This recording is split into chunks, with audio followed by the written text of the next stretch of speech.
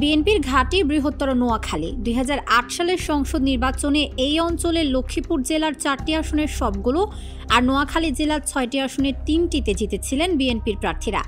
এছাড়াও নোয়াখালীর আরেকটি আসনে জয়ী হয়েছিলেন বিএনপির বিদ্রোহী স্বতন্ত্র প্রার্থী।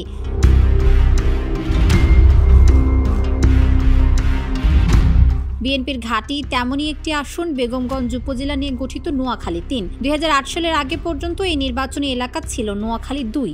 তখন অবশ্য বেগমগঞ্জ উপজেলার 4টি ইউনিয়ন ছিল নোয়াখালী 1 আসনে। পরে সীমানা পুনর্নির্ধারণে শুধু বেগমগঞ্জ উপজেলা নিয়ে গঠন হয় নোয়াখালী 3। এই আসনে বিএনপির একচ্ছত্র নেতা দলের কেন্দ্রীয় ভাইস চেয়ারম্যান বরকতুল্লাহ বুলু।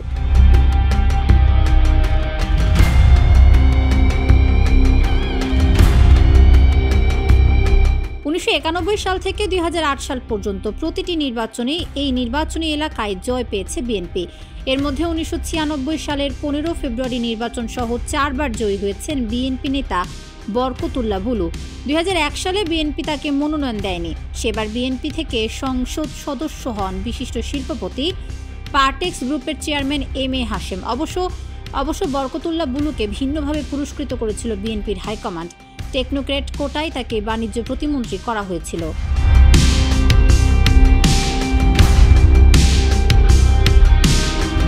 আগামী সংসদ নির্বাচনে নোয়াখালী 3 আসনে বিএনপির মনোনয়ন লড়াই শুরুতে ছিল অনেকটা একপেশে। এখানে বরাবরের মতোই মনোনয়ন চান বরকতুল্লাহ বুলু। তার পাশাপাশি জেলা যুবদল সভাপতি মঞ্জুরুল আজিম সুমন এবং কাজী ডাক্তার মাজহারুল ইসলাম দোলন মনোনয়নের আশায় মাঠে সক্রিয় আছেন।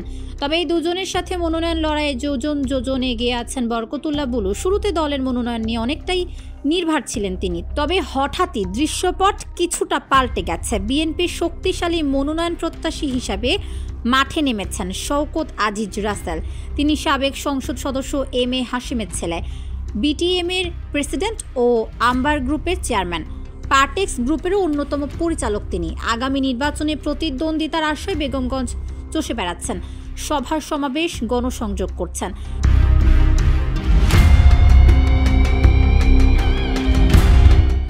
সালের নির্বাচনের আগে বিএনপিতে যোগ দিয়ে মনোনয়ন পেয়েছিলেন M A Hashem.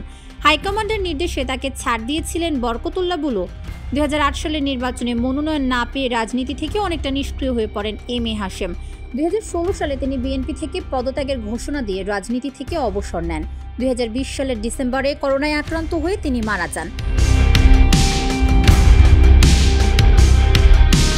M A হাশেমের ছেলে শওকত আজিজ রাসেল এর আগে রাজনীতিতে খুব একটা সক্রিয় ছিলেন না, তবে ব্যবসা অঙ্গন সহ সবখানেই তিনি বিএনপি পন্থী হিসেবেই পরিচিত।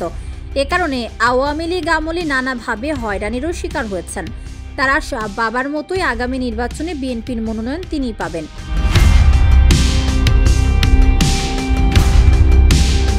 নোয়াখালী 3 আসনে আগামী নির্বাচনে জামায়াতে ইসলামীর প্রার্থী মাওলানা বোরহানুদ্দিন। তিনি জেলা জামায়াতের সেক্রেটারি, সাবেক উপজেলা ভাইস চেয়ারম্যান।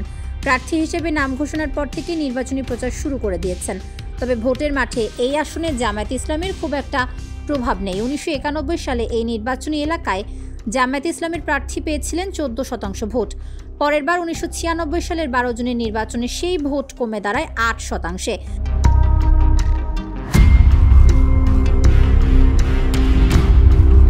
আগামী নির্বাচনে আওয়ামী লীগ নেই, তাই বিএনপির মনোনয়ন পেলেই সংসদের পথে এক ধাপ এগিয়ে যাওয়া বলে মনে করেন এই দলের নেতারা। সেভাবেই অনেকটা এগিয়ে আছেন বরকতুল্লাহ বুলু। তবে শুরুতে এ নিয়ে নিশ্চিন্ত থাকলেও এখন কপালে কিছুটা চিন্তার ভাঁজ, কারণ মাঠে তার প্রতিদ্বন্দ্বী শিল্পপতি শওকত আজিজ রাসেল।